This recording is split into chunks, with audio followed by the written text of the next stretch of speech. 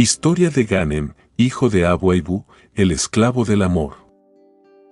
Abu Ayyub, rico comerciante de Damasco, dejó al morir dos hijos de extraordinario mérito y hermosura. Ghanem, por sobrenombre el esclavo del amor y tormento, denominada también fuerza corazones por sus irresistibles atractivos. Asimismo dejó gran cantidad de preciosas mercancías rotuladas todas para Bagdad, donde iba, sin duda, a expedirlas. El joven Ghanem, pasado el mes de luto, tomó las mercancías y se fue con su caravana a esta gran ciudad, emporio del califa Harun al-Rashid, alquilando una linda quinta en las afueras, donde en uno de sus paseos se extravió cierta vez en términos que tuvo que pasar la noche en un cementerio vecino. Desde su escondite advirtió, de allí a poco, a tres esclavos que conducían con gran sigilo un féretro misterioso, que enterraron a flor de tierra como temiendo ser vistos por alguien, cosa que despertó la curiosidad del joven pensando si el cofre encerraría objetos preciosos robados.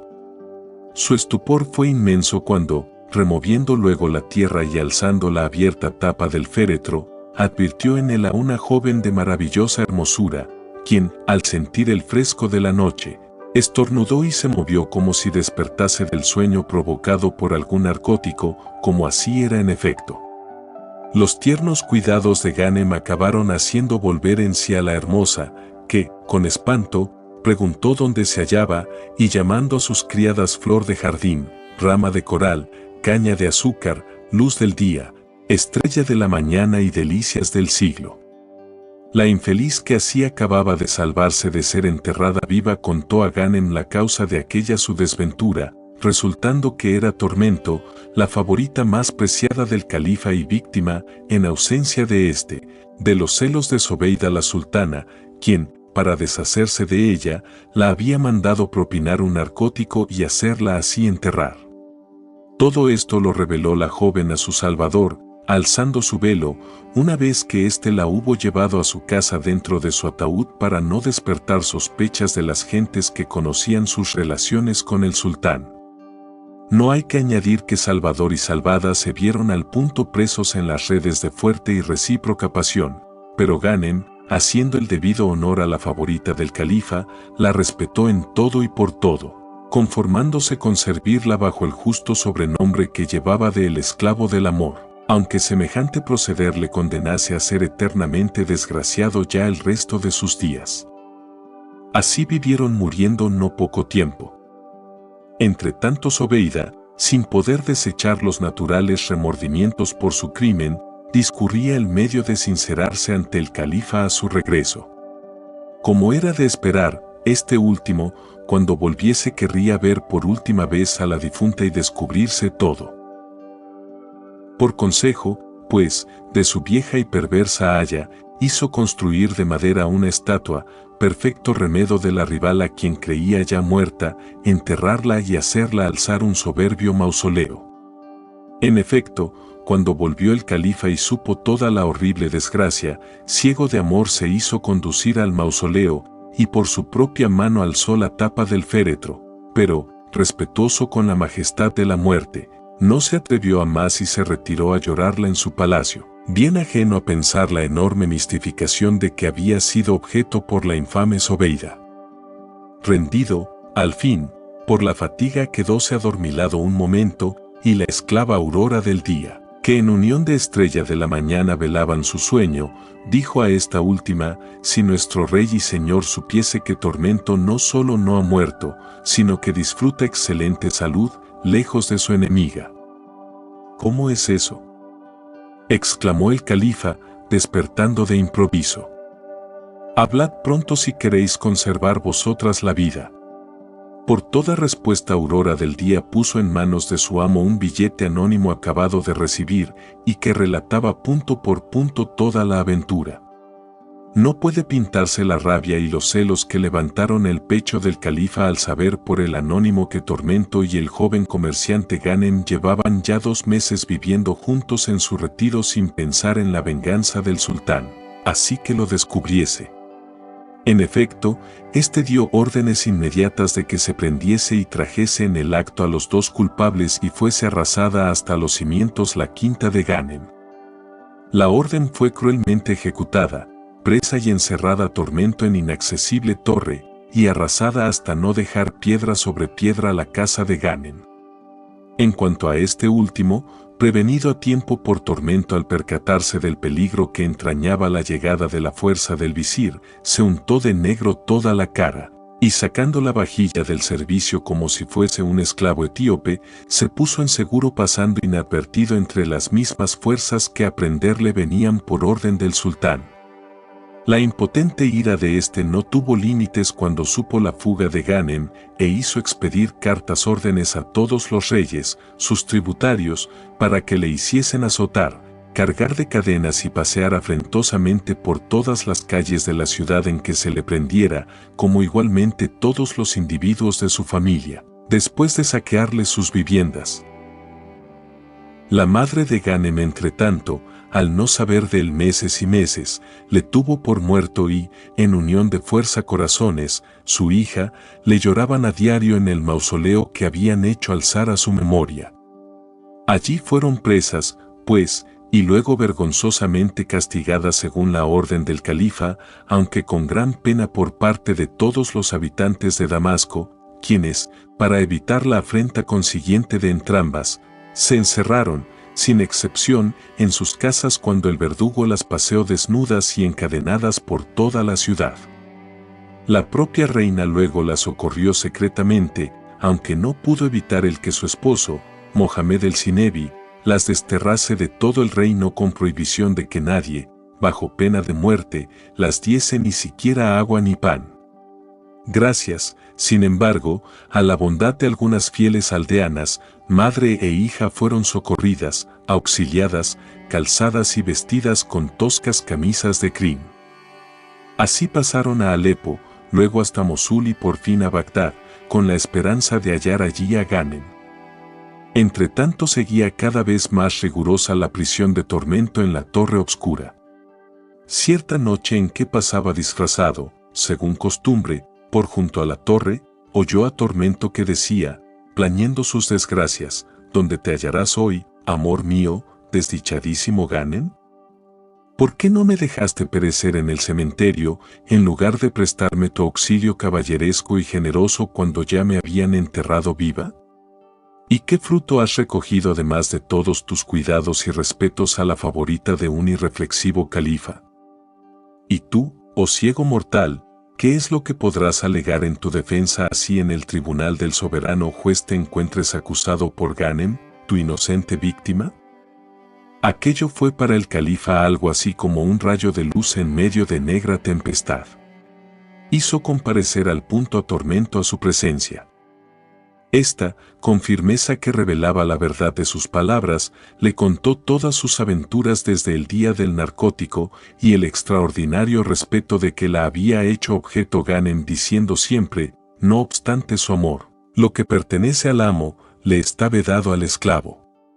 Entonces, volviendo en sí de su ceguera, el califa ordenó que pongan inmediatamente en libertad a Tormento y a todas sus esclavas, que se la restituyan sus palacios y tesoros, que se busque enseguida a Ghanem por todos mis estados, haciéndole saber que no solo le perdona el califa sino que piensa desposarle con su favorita y colmarle de tantas y más riquezas como se le arrebataron. Pero como, a pesar de ello, pasaban días y más días sin que pareciese Ghanem, Tormento se decidió a buscarle por sí misma, acompañada de 2 eunucos negros, yendo de mezquita en mezquita implorando el socorro del cielo y repartiendo limosnas entre todos los extranjeros en memoria de Ghanem. Después de mucho peregrinar en semejante forma, tropezó, al fin, en casa de un rico joyero, con 2 pobres extranjeras a quienes éste había dado auxilio, y que no eran sino la madre y la hermana de Ghanem. Aún no habían acabado de contar su historia y de ser por esta reconocidas como tales por Tormento en medio de la consiguiente escena de ternura, cuando el administrador del joyero se llegó a éste diciéndole, «Señor, acabo de tropezar con un camellero quien conducía hacia Bagdad a un joven atado y enfermo, tan enfermo, que apenas si se podía tener en pie. Yo le he albergado, seguro de vuestro aplauso, en lugar de dejarle conducir al hospital. Tormento, por no sé qué secreto movimiento, que nunca engaña, en nuestro corazón, interrumpió: llévenme enseguida al cuarto del enfermo para verlo. En efecto, el cuitado no era otro que su adorado Ghanem. Dama y enfermo, al reconocerse mutuamente, cayeron uno en brazos del otro, y la emoción del último no tuvo límites cuando supo que también estaban a salvo sus hermanas, y que ya, por la clemencia del califa, tenía libre el camino para desposarse, tras tan horribles torturas, con el objeto de su antes imposible amor.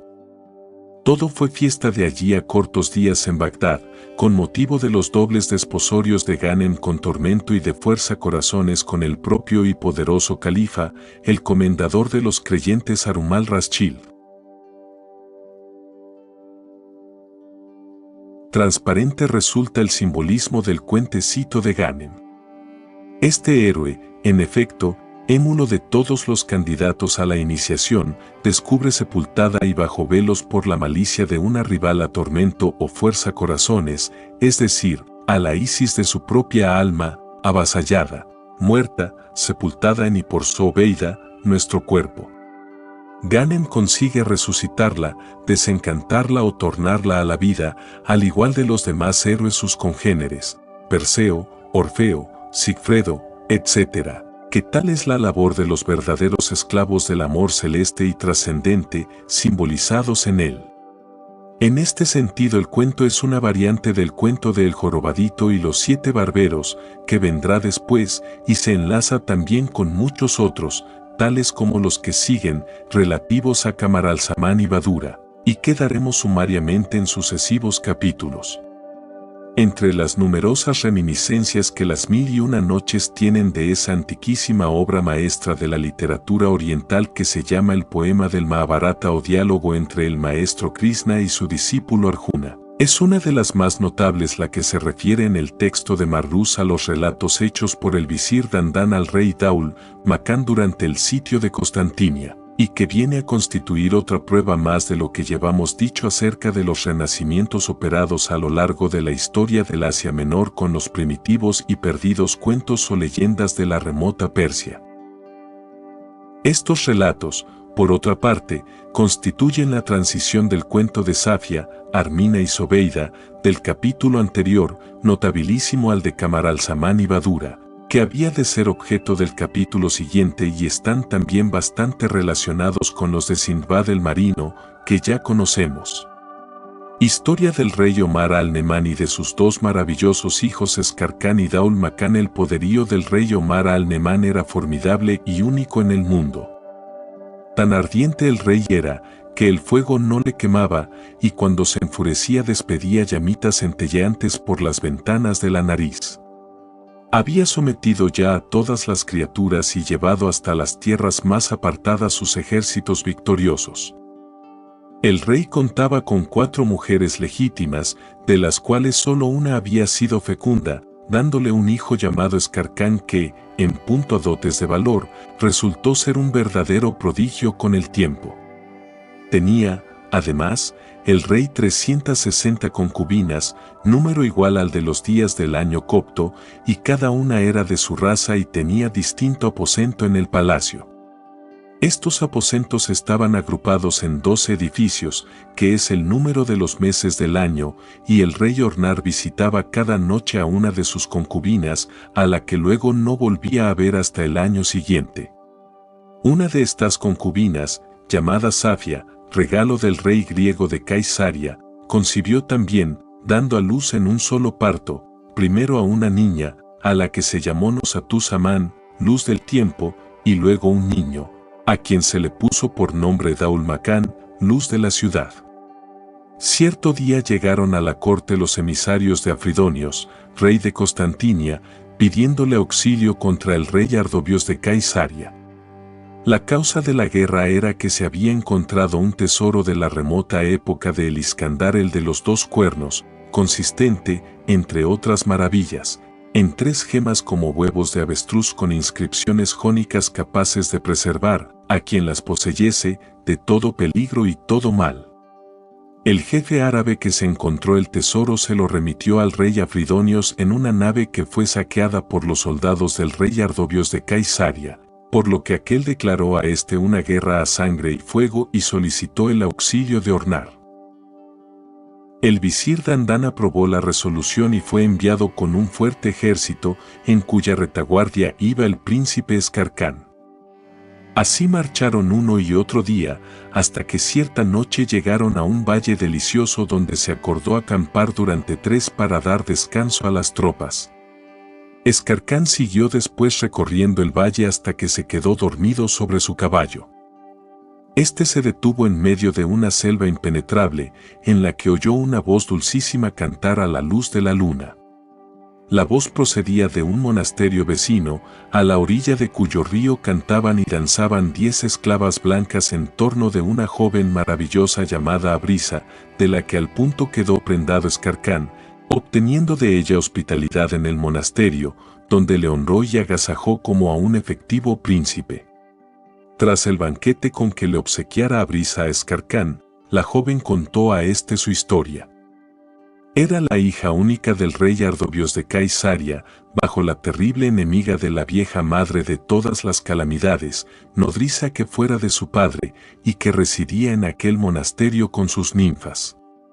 En el monasterio se celebraba una gran fiesta anual, y al ir a ella por mar cierto año Safia, la hija de Afridonios de Constantinia, había sido robada por los soldados de Ardobios, aconsejados por la madre de todas las calamidades, y vendida como concubina al rey Ornar al-Nemán. El rey Afridonios, para vengarse, había fingido estar en guerra con el rey Ardobios para solicitar y obtener, como lo había hecho, la ayuda del sultán al-Nemán y apoderarse así de su hijo Escarcán, sometiéndole a la misma suerte.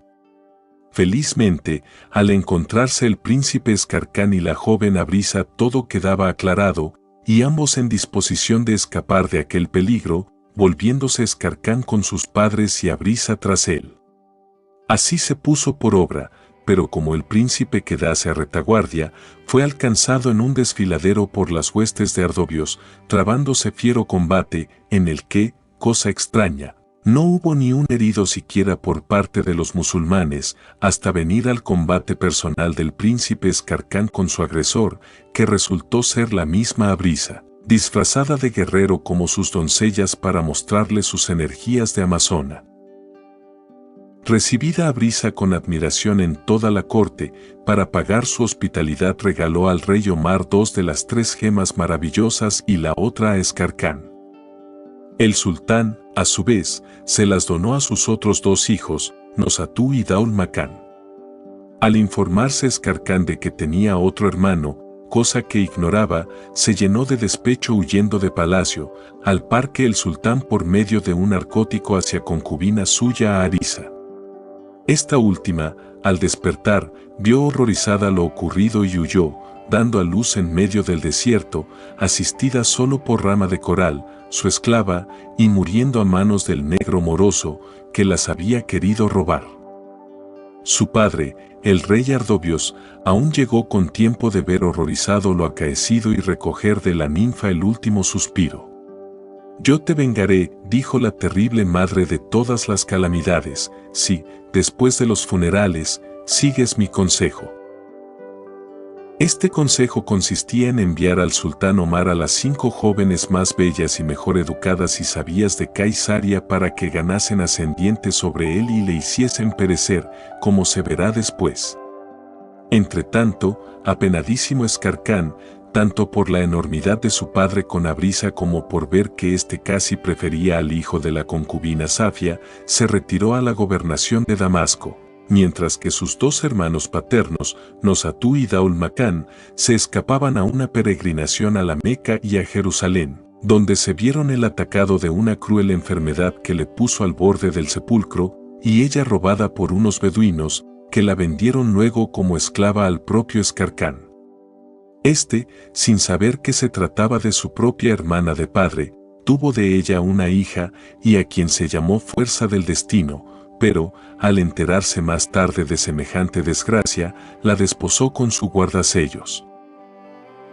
En esto le llegó la noticia del envenenamiento de su padre el rey Ornar, como justo castigo a su sensualidad desenfrenada, ya manos mismas de aquellas 5 jóvenes del reino de Afridonio, que la madre de todas las calamidades había introducido astutamente en la corte, como ya dijimos. La perversa se llevó consigo también a Safia. Indignados del hecho Escarcán, su hermano Daul Macán, sucesor del sultán, el esposo de Nosatú, y el visir Dandán, alzaron 4 poderosos ejércitos que lanzaron contra el rey Afridonios de Constantinia, padre de Safia, y contra el rey Ardobios, padre de Abrisa. Las peripecias de este combate ocupan largas páginas en la traducción francesa del médico sirio y allí puede verlas el lector. Las huestes cristianas, capitaneadas por el famoso guerrero Lucas, hijo de Camlutos, tuvieron un encuentro con las de Escarcán y los suyos, no sin que le precediese la lucha singular de estos 2 caudillos y en la que pereció aquel. Entonces la perversa madre de las calamidades se disfrazó de asceta y con 50 guerreros escogidos, disfrazados a su vez de comerciantes, se dio trazas a meterse entre los del ejército musulmán para perder a Escarcán, como lo consigue también, pero este antes ha tenido una hija llamada Fuerza del Destino, verdadero Edipo femenino que acaba desposándose con su primo Canmacán. La complicada y obscura historia que antecede es, a nuestro juicio, todo un mito solar primitivo, remozado con lamentables adiciones de la época de las cruzadas. El rey Omar al-Nemam es el prototipo del tiempo, que tiene 4 mujeres legítimas, las 4 estaciones, mujeres de las cuales solo una, la primavera, es la fecunda, porque en ella parece renacer Shar Khan, el sol.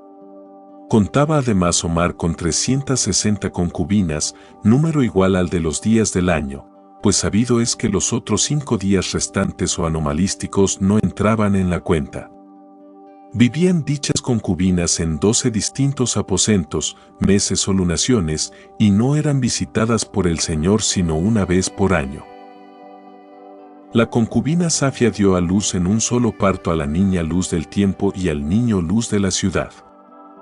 El argumento novelesco y confuso, muy del gusto de la época y que hay que leer al detalle en el extensísimo texto de Marrús, se reduce en el fondo a que la intervención nefasta de esa mujer, extraña e incomprensible en su simbolismo, a la que denomina la madre de todas las calamidades, complica a los 3 reyes Omar, Afridonios de Constantinia y Ardobios de Caisaria en una verdadera tragedia al estilo de las de Edipo o la de los Atridas. Porque primero hace robar durante una fiesta en cierto monasterio a Safia, hija de Afridonios, para que ella, como hemos visto, caiga de concubina del sultán Omar, luego hace que Escarcán, el hijo legítimo de Omar, se vea postergado por Daul Macán, su hermano de padre, pero no de madre, y privado por este mismo padre, sin el saberlo, de su amada Abrisa, hija, a su vez, de Ardobios de Caisaria, para morir, en fin, a manos de las 5 jóvenes espías que, por consejo de la madre de las calamidades, hace introducir el dolorido Ardobios en la corte de Omar. Con ello y con llevarse además raptada a Safia consigue al fin la perversa que el poderoso ejército de los fieles musulmanes, dividido en 4 grandes cuerpos, caiga fieramente sobre Caisaria y Constantinia y a que siga la tragedia con incidentes tan complicados que hay que renunciar a seguirlos, máxime cuando el lector curioso puede verlos en el texto de Marrús. Lo apuntado, en efecto, basta para ver en Safia, Abrisa y Nosatú algo así como a las 3 desgraciadas hermanas Safia, Amina y Zobeida, del cuento del esportillero, por un lado, y en los robos y atropellos de que son víctimas, por otro lado, por parte de Omar. Una de las 1000 variantes orientales del mito griego de los argonautas y el de la guerra de Troya que en la Ilíada se canta y se reproduce en otros poemas, y esto sí que merece alguna atención especial. Véase si no el paralelo, así como los argonautas de Jasón roban en la Cólquida el mágico vellocino de oro, los argonautas de Ardobios de Caisaria roban el tesoro de Iskandar, el de los dos cuernos. Por uno y por otro, la madre de todas las calamidades, que no es sino la ambición, la hipocresía o la ignorancia humana, logra desatar la más cruel de las guerras. Del mismo modo también, así como todo el argumento simbólico al parque histórico de la Ilíada se apoya en el robo de Helena, Selena o Amina, esposa de Menelao, o Meneslayo, rey de Esparta, por Paris, hijo de Príamo, rey de Troya, Safia. La hija amada de Afridonios de Constantinia es robada por los soldados del rey Ardobios de Caisaria y vendida como concubina al rey Omar al-Nemán, por lo que en uno y otro caso se enciende también guerra sangrienta. No es esto solo, sino que en la literatura greco-asiática hay otras varias obras del corte y factura del confuso y pesadote novelón que nos ocupa, y de ello ya nos ocupamos extensamente en dos de nuestras anteriores obras. Porque esto del robo de Helena, que sirviese de base a Homero para su magna epopeya, es cosa corrientísima en el mito archisecular de aquellos países y, a bien decir, no significa el rapto de mujer alguna de carne y hueso, sino de la sabiduría iniciática, el pleito eterno de las hegemonías espirituales, como el que aún hoy perdura entre Oriente y Occidente, diciendo los europeos, por ejemplo, principalmente si son catedráticos como Taylor o Max Muller, que todo el saber hindú o brahmánico está robado a los griegos, y afirmando todo lo contrario, y a nuestro juicio con más verdad, las ideas e iniciaciones orientales en las que se apoyan los estudios teosóficos. Sea de ello lo que fuere, es lo cierto que la historia que nos ocupa es un efectivo nexo entre la que sigue de Camaral Samán y la que antecede del Esportillero, los Calendas y las princesas. Y una prueba más de lo que respecto al fenómeno de los renacimientos literarios apuntamos al principio. No abandonaremos, sin embargo, la complicada novela sin dar el extracto al menos de uno de sus episodios más notables y que puede ser considerado como una de las 1000 variantes del gran mito de Camaral Samán y Badura, que vendrá después, y es el relativo al príncipe Canmacán, hijo de Daul Macán y de Safia y nieto, por tanto, de Omar, bajo la tutela del viejo visir Dandán y del esposo de Nosatú, llamado por los hados a vengar en la madre de las calamidades la muerte de su abuelo y de su tío. El pasaje es como sigue. Aventuras de Canmacán y de su prima Fuerza del Destino. Los dos jóvenes primos, nietos del sultán Omar, o sean el hijo de Escarcán y la hija de Nosatú, crecieron juntos, y al llegar a la pubertad su cariño infantil se transformó en puro y noble amor. Mas he aquí que el chambelán del imperio, mediante una conspiración usurpa el trono, y Canmacán se ve precisado a huir disfrazado de Saaluk.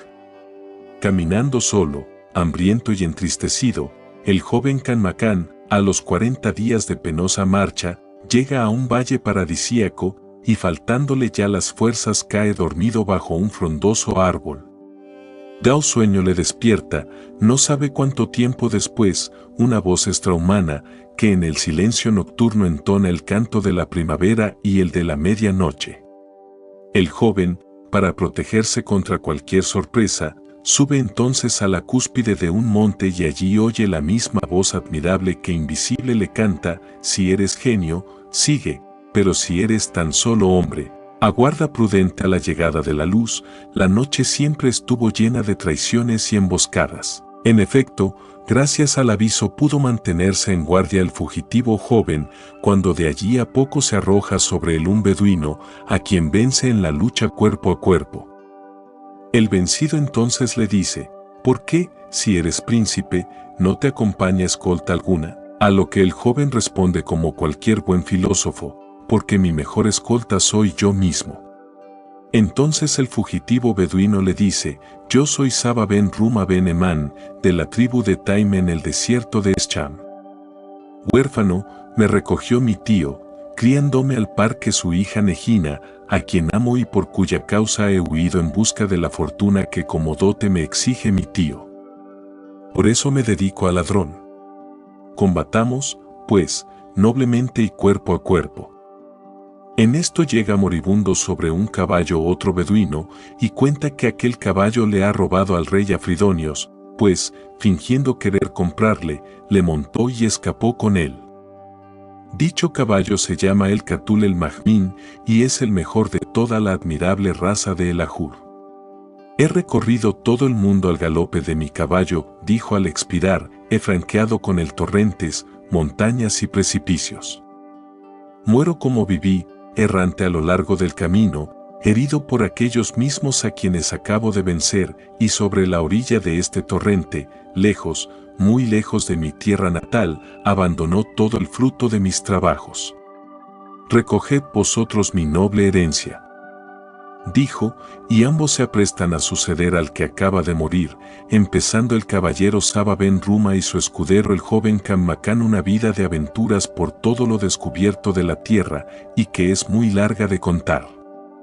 En ellas chocan primero con el gigantesco Carudas, a quien vencen, sufren las persecuciones e insidiosas acechanzas de una negra y vieja hechicera, que amenaza perderles como Circe a Ulises. Oyen luego la descripción de cuántos paraísos artificiales se describen en la historia del aficionado a las chish, y estando con este último reciben correos enviados por el anciano visir Dandán participándole el triunfo logrado al fin sobre Constantinia por los ejércitos maometanos, la muerte de los dos reyes Ardobios y Afridonios y por el entronizamiento en el solio del imperio a su tío Rumzán, quien quiere al fin abdicar en él la corona, cosa a la que, filial y generoso, se opone Ranmakán, aviniéndose entrambos, como Castor y Pólux, griegos, a reinar alternativamente, con gran felicidad de sus numerosos súbditos.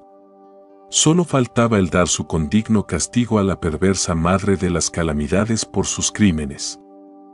Ella ha sido presa en unión de los otros tres malvados, a saber, el negro que asesinó a la infeliz Abrisa, el kurdo que abandonó a la muerte al rey Daul Makán y el beduino que vendió a unos mercaderes a la hermosa Nosatú. Este último es perdonado en galardón por las bellas historias que refiere, en especial las relativas a su vida de años con las brujas y efrites del desierto, a su persecución misteriosa del avestruz encantado, a su caída en el funesto valle de la desolación, donde convive heroico con genios perversos del aire y de la tierra, perseguido y atormentado por toda suerte de vampiros crueles, y especialmente cuando, a punto de morir de hambre y de sed, ve a lo lejos una acuática línea de verduras, bordeada de palmeras, donde tienen su retiro dos jóvenes hermanos ascéticos, ella llamada Ahmad ben el-Fezari y Elebat ben Tamim ben Talaba, de la tribu de los Bani Talaba o Tulasa, quienes se encargaron, cual a nuevo Sinbad, de colmarle de riquezas. Dos palabras no más acerca de esta extraña mujer llamada la madre de todas las calamidades. Para nosotros es indudable que, tratándose, como se trata en el cuento que antecede, de una historieta musulmana del siglo de las cruzadas refundiendo otras más antiguas, la mujer en cuestión no es sino un simbolismo de la mala magia, causante de cuantas calamidades llueven sobre el mundo, una especie de diosa siria perversa, como aquella contra la que se truena también en el asno de oro, de Apuleyo. Por eso se la hace residir en un monasterio y provocar toda clase de discordias y guerras con arreglo a la eterna táctica necromante del divide y vencerás, que es la característica de todos los sacerdocios explotadores.